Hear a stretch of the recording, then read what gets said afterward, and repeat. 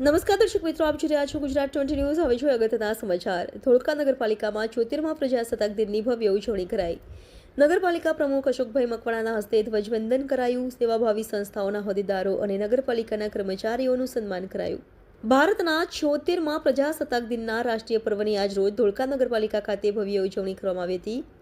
આ નિમિત્તે ધોળકા નગરપાલિકાના પ્રમુખ અશોકભાઈ મકવાણાએ ભારતની આન બાન અને શાન સમાન રાષ્ટ્રધ્વજને લહેરાવી સલામી આપી હતી। આ કાર્યક્રમમાં કારોબારી ચેરમેન કિંજલબેન જોશી, નગરપાલિકાના કાઉન્સિલરો, ચીફ ઓફિસર જતીનભાઈ મહેતા, ધોળકા શહેરના આગેવાનો, નગરજનો, નગરપાલિકાના કર્મચારીઓ મોટી સંખ્યામાં ઉપસ્થિત રહ્યા હતા।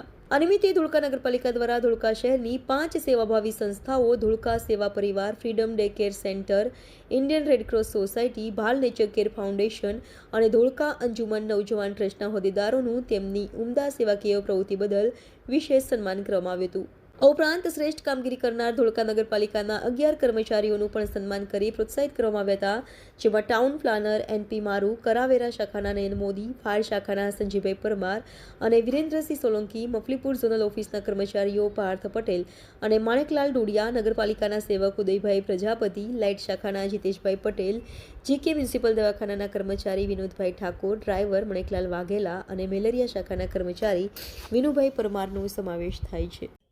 74મા પ્રજાસત્તાક દિવસની શહેરના સૌ નાગરિકોને, શ્રેષ્ઠીઓને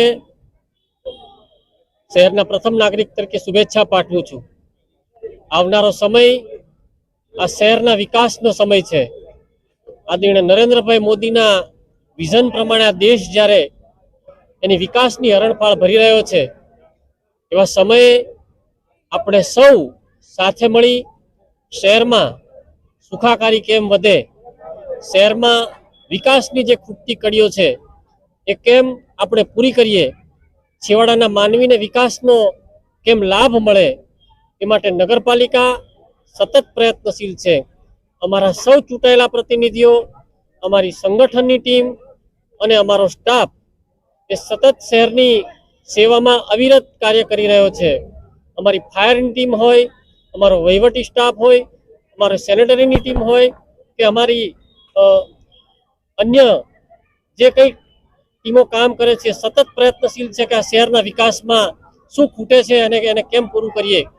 આ શહેરના નાગરિક તરીકે આપ સૌની પણ ફરજ છે કે શહેરને સ્વચ્છ રાખવા માટે, શહેરમાં ગમે ત્યાં કચરો નહીં નાખીએ, ગમે ત્યાં પાણી નહીં ઢોળીએ અને આ સુંદર શહેરને, ઐતિહાસિક શહેરને આપણે કેમ રમણીય બનાવીએ। એટલા માટે આપ સૌ સાથે મળી 74મા પ્રજાસત્તાક દિવસે કટિબદ્ધ થઈએ।